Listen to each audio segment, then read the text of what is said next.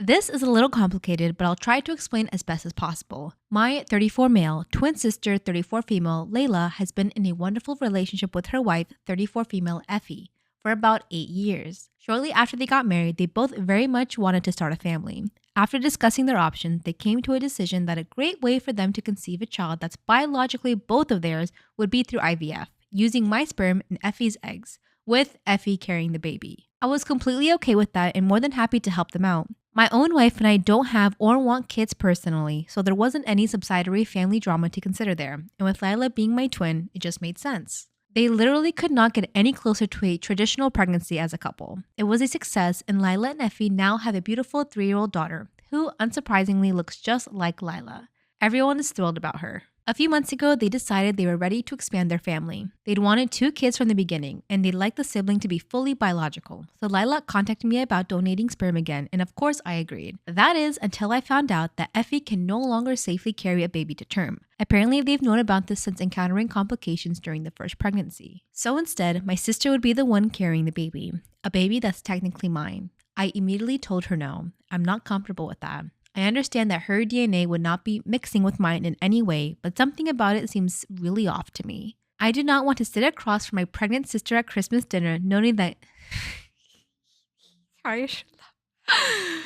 I do not want to sit across from my pregnant sister at Christmas dinner knowing that I put the baby inside of her. I don't want awkward situations like their kid exclaiming, "My mommy gave birth to me and my daddy is her brother." Lila is extremely upset, saying that I'm being selfish and close-minded and juvenile. Told me that I'm ruining what would be their perfect family and robbing their daughter of a full-blood sibling. There's absolutely no way they can afford the compensation fees and other costs of gestational carrier. Plus, they're now attached to the idea of them each having carried one sibling. So the only other option would be using a different sperm donor. In a way, I can absolutely see her side of things. I realize that I sort of am being juvenile. The only thing standing in the way of their dream is that I just can't shake the ewy incest vibes. Is it really such a selfish move that I can't just put my feelings aside and let them complete their family? For me, it's simply an uncomfortable thought, and for them, it's just a decision that affects their whole family and future. Just need some advice, I guess. I mean, your body, your choice. So if you don't want to give it, you don't want to give it. I found tickets for a cruise that my boyfriend got me. This gift has cemented that this relationship is over. Why? Cruises are eh. My birthday is coming up in a few months, and 3 days ago I found out what my birthday present was, which are tickets to a cruise. His sister spilled the news thinking I would be excited, and I'm not. We live together, and I found the gift, and no, it's for me. I sound so ungrateful, but I'm not. This gift just proves to me that things will never change. The first thing is the gift isn't for me. I do not like cruises because I get really bad seasickness and nothing I do helps. I also told him what I wanted to do, which was go to a Ren Fair festival on my birthday. I have already taken the week off from work for it in preparation to go to this fair. I have purchased tickets and I'm saving month to month so that I'm spending money without it affecting my finances at home. Why would he book tickets at the same time as the time I took off to go to this festival? Also, this cruise wasn't cheap at all, so it's basically wasted money because I'm not going. I'm so annoyed. I have told him time and time again that I don't feel like he listens to me, that I feel like he just gets me things by thinking about what's best for him or what he would like. It's not only gifts. He makes decisions based on what he thinks is best, and I just can't deal with it anymore. I love him, but I am so done. And before anyone says I didn't talk to him or talk to him about this, I have repeatedly. This has been a reoccurring conversation in our 2.5-year relationship. The next thing to do is talk this out and end things. Okay, she has an update. I ended my relationship. The day I wrote my post is the day I ended things with my ex. When he came home, I basically said I found the tickets for the cruise and I asked him who they were for. He said they were for me for my birthday and I ruined the surprise. I asked him why did he get me tickets for a cruise when he knows that I get seasick and also when he knows that I have been preparing for a Ren Fair festival for a couple of months. He said that he always liked cruises when he went on them and he thought I could push through it with patches or some other remedy because it was a really expensive cruise. He continued talking, but to be honest, I spaced out because I realized just how much this man didn't care about me. He bought cruise tickets completely disregarding what I had planned, how would I feel and what I wanted to do, all because he liked them.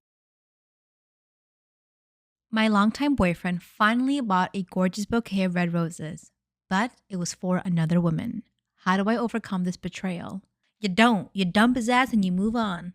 Completely shattered and heartbroken as I'm typing this. Yesterday, I, 28 female, found out in the most cruel way that my longtime boyfriend, 28 male of 6 years, has been unfaithful. For the past couple of months, he's been really distant and spending more time than usual at work. I chalked it up to stress since he started a new job recently. However, I started getting suspicious when all of a sudden he started following this gorgeous woman on Instagram who also returned his follow. I curiously asked him who she was, and he replied saying she was just an old school friend, which didn't make a lot of sense since her bio said she was 24 years old, which doesn't place him in the same school year. I'm sorry, how do you know if your boyfriend added someone new and he added her back?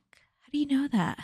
I just had this nagging feeling that something was off, and so I decided to stalk this woman's social media. On her Facebook, she had set her status to single and would regularly repost photos of women holding huge red rose bouquets, saying how every single girl deserves roses and how much she loves receiving flowers. I had a bad feeling about her and developed an obsession with checking her social media accounts daily. I kept doing that until all my worst fears were brutally fulfilled yesterday. As I checked her Facebook, I came across what I thought was just another one of her flower posts. That was until I took a closer look at the photo. It was a photo of a man's hand which was holding a bouquet of red roses for her as she caressed the flowers. The man's hand had the exact same Apple Watch that I had bought my boyfriend and that he was wearing daily, and a mole on the exact place where he has one. I could also tell it was him as he has naturally hairy hands. The woman's status was also changed from single to in a relationship.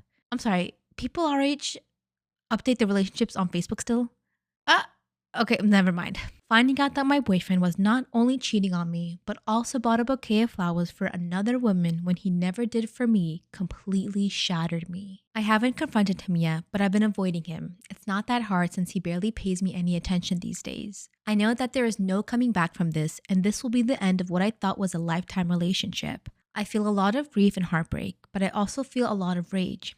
How do I even overcome this? I just can't get his betrayal out of my mind. I'm going to tell you one thing, and I know it's going to be hard to actually execute. For anyone who's in this type of situation, if you want to hurt them the most, you just walk away silently. Just pick up, move, change your number, and just cut off contact like that. And never let that person have access to you again. That is the best form of revenge you can have. Cry it out, find someone to have a shoulder to lean on, do all that, but just get yourself out of the situation and I wouldn't confront him. I truly wouldn't. Once you know, just get out, just leave. He doesn't deserve to talk to you anymore. He lost that. Am I wrong when my coworker asked me to bake for her Galentine's Day, but was shocked when I asked her to pay for the ingredients? As a hobby and out of kindness to my coworkers, friends, and family, I really enjoy baking and sharing with people. I bake for them pretty regularly. I like to have my homemade baked goods, so when I'm feeling like I want something, it's very easy to make a full batch. So I bake big batches, keep a few for myself, and then bring the bulk into work to share with my coworkers. Not to toot my horn, but I am good at baking. My coworkers are always so grateful and happy when I bring something in, and in these instances where I choose to bring things in, I've never asked anybody to pay for anything. But many of my friends and coworkers have also asked me to bake for them, for themselves, or for events outside of work. I always tell people I'm happy to as long as they do cover the cost of ingredients. And I don't charge extra for my time, labor, or effort. And my take on it is very simple. Am I wrong when my coworker asked me to bake for her Galentine's Day and was shocked when I asked her to pay for the ingredients? So one of my coworkers wanted me to bake muffins for her girls-only Galentine's Valentine's Day brunch. I told her sure, what kind. She said mini muffins, chocolate ones, and blueberries. I tell her, okay, you can either buy the ingredients and bring them to me, or I can calculate how much it will cost, and you can pay me that way. She seemed absolutely stunned and reluctantly said, yeah, that's fine. She couldn't believe that I would charge her and even went as far as to complain to others in the office. No concern for my time, my willingness to do it for her and not making any profit, but so put off that I asked for this, $10, $10 US. For 40 mini muffins, 2 different flavors made from scratch with higher quality and more expensive ingredients. It just tastes so much better, and that's what she wanted. So, am I wrong?